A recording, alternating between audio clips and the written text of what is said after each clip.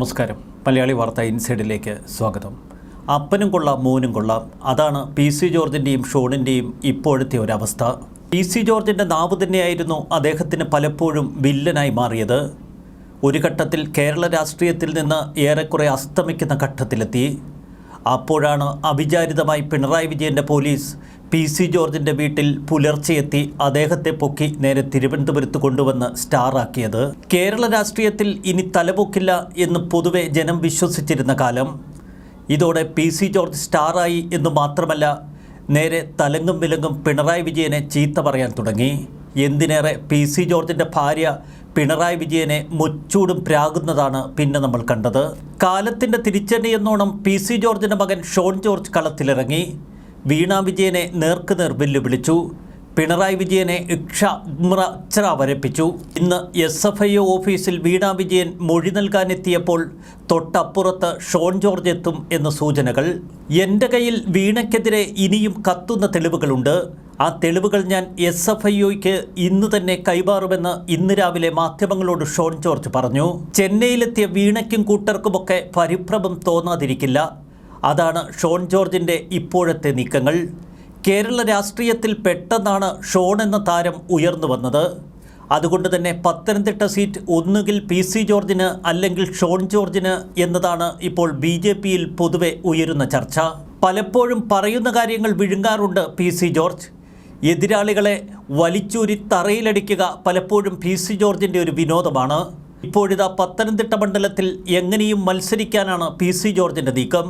അതുകൊണ്ട് തന്നെ പത്തനംതിട്ടയിലേക്ക് കച്ചമുറുക്കിയെത്തിയ തോമസ് ഐസക്കിനെ മുച്ചൂട് വലിച്ചു കീറുന്ന കാഴ്ചയാണ് ഏറ്റവും ഒടുവിൽ നമ്മൾ കാണുന്നത്. കിഫ്ബി കച്ചവടം നടത്തി കേരളത്തെ കടക്കണിയിലാക്കിയ ആളാണ് തോമസ് ഐസക്.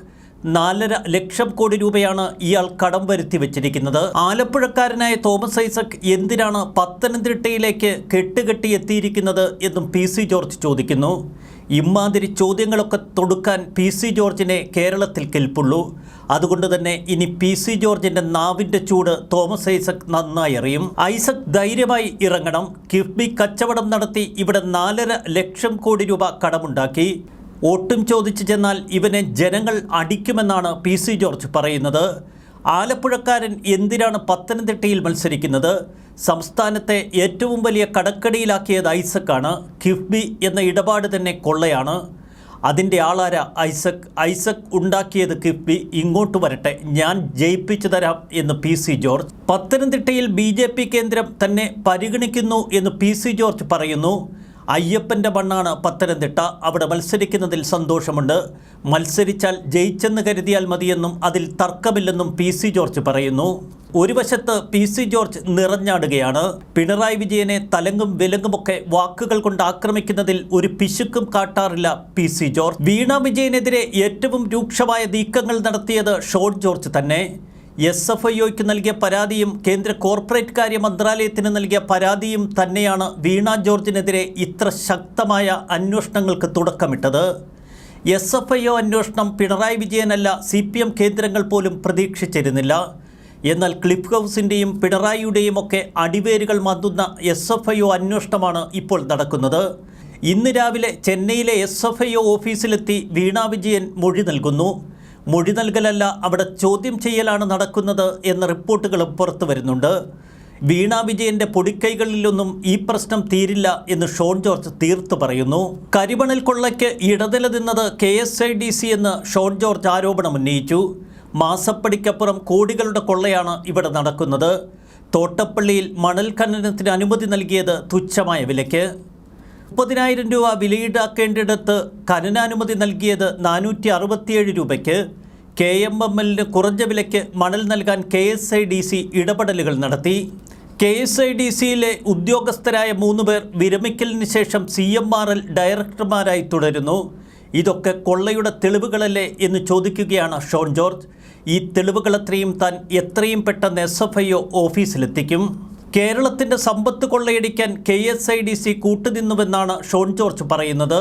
മുഖ്യമന്ത്രിയുടെ മകൾ വീണ വിജയന് കനേഡിയൻ കമ്പനിയുണ്ട് എന്ന ആരോപണം ഉന്നയിച്ചുവെന്ന പേരിൽ ഷോൺ ജോർജിനെതിരെ ഒരു പരാതി നൽകിയിരിക്കുകയാണ് ഇപ്പോൾ വീണ വിജയൻ. ഈ പരാതിയിൽ പോലീസ് കേസെടുത്ത് അന്വേഷണം നടത്തുന്നു. വീണ നൽകിയ പരാതിയുടെ അടിസ്ഥാനത്തിൽ തിരുവനന്തപുരം സൈബർ ക്രൈം പോലീസാണ് കേസ് രജിസ്റ്റർ ചെയ്തത്. കനേഡിയൻ കമ്പനിയുണ്ട് എന്ന് ഇക്കഴിഞ്ഞ ദിവസങ്ങളിൽ സമൂഹ മാധ്യമങ്ങളിൽ വലിയ തോതിൽ പ്രചരണം നടന്നു. ഇത് വ്യാജ പ്രചരണമാണ് എന്ന് വീണ വിജയൻ തൻ്റെ പരാതിയിൽ പറയുന്നു. മാസപ്പടി വിവാദത്തിന് മുന്നിൽ ഒരു പാർട്ടി തരിച്ചു നിൽക്കുന്ന കാഴ്ച.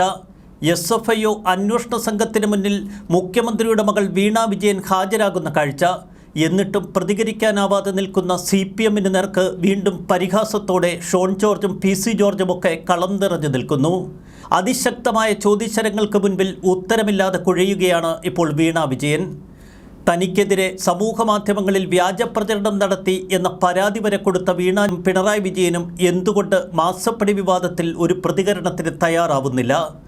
അതുകൊണ്ട് തന്നെ വീണ്ടും തകർത്താടുകയാണ് PC ജോർജും ഷോൺ ജോർജും. ന്യൂസ് ഡെസ്ക് മലയാളി വാർത്ത ഇൻസൈഡ്.